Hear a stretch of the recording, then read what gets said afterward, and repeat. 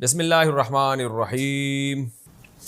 تجدید نکاح کب ضروری ہے؟ مرد اور عورت کی کون کون سی کوتاہیوں کی وجہ سے تجدید نکاح کی کرنا ضروری ہے؟ عظمت خان سعودی عرب سے۔ تجدید نکاح کہتے ہیں کہ ایک دفعہ آپ کی شادی ہوئی ہے، آپ دوبارہ سے نکاح پڑھوائیں اپنا۔ تو یہ چونکہ فضول کام ہے، جب میاں بیوی کا نکاح ہو گیا تو دوبارہ کیوں نکاح پڑھا رہے ہیں؟ البتہ بعض دفعہ اس کی ضرورت اس لیے ہوتی ہے کہ میاں بیوی نے کوئی ایسا کام کر لیا ہوتا ہے جس سے نکاح ٹوٹ جاتا ہے، یا تو ٹوٹنے کا یقین ہوتا ہے یا غالب گمان ہوتا ہے کہ ٹوٹ نہ گیا ہو، تو ایسی صورت میں احتیاطاً دوبارہ نکاح پڑھا جاتا ہے۔ تو وہ کب ہے؟ اگر شوہر نے طلاق دی ہے نا، اس کو شک ہے کہ پتہ نہیں طلاق ہوئی ہے کہ نہیں ہوئی ہے، تو فتویٰ لے لے۔ وہ فتوے میں اگر آتا ہے کہ طلاق ہو گئی ہے، بشرطے کہ 3 طلاقیں نہ ہوئی ہوں، تو 1 طلاق بائن ہو گئی ہے تو تجدید نکاح کر لیں دوبارہ۔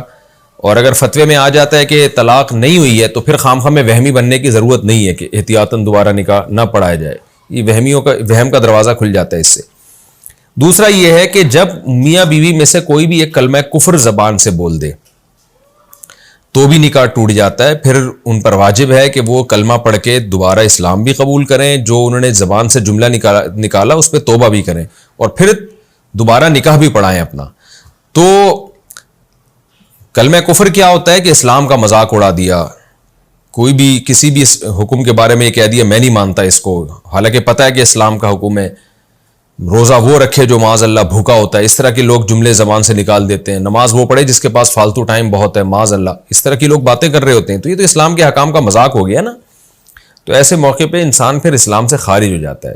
اسلام پہ کوئی عمل نہ کرے یہ عملی کوتاہی ہے، اس سے انسان کافر نہیں ہوتا، لیکن اسلام کے حکم کا مذاق اڑائے اور جان بوجھ کر یعنی اس کو برا بھلا کہے تو پھر اس سے اسلام کا انسان کافر ہو جاتا ہے اور اس کا نکاح بھی ٹوٹ جاتا ہے۔ ایسے موقع پھر جو ہے اس کو تجدید نکاح کی بھی ضرورت ہوتی ہے، تجدید ایمان کی بھی اور تجدید نکاح کی بھی۔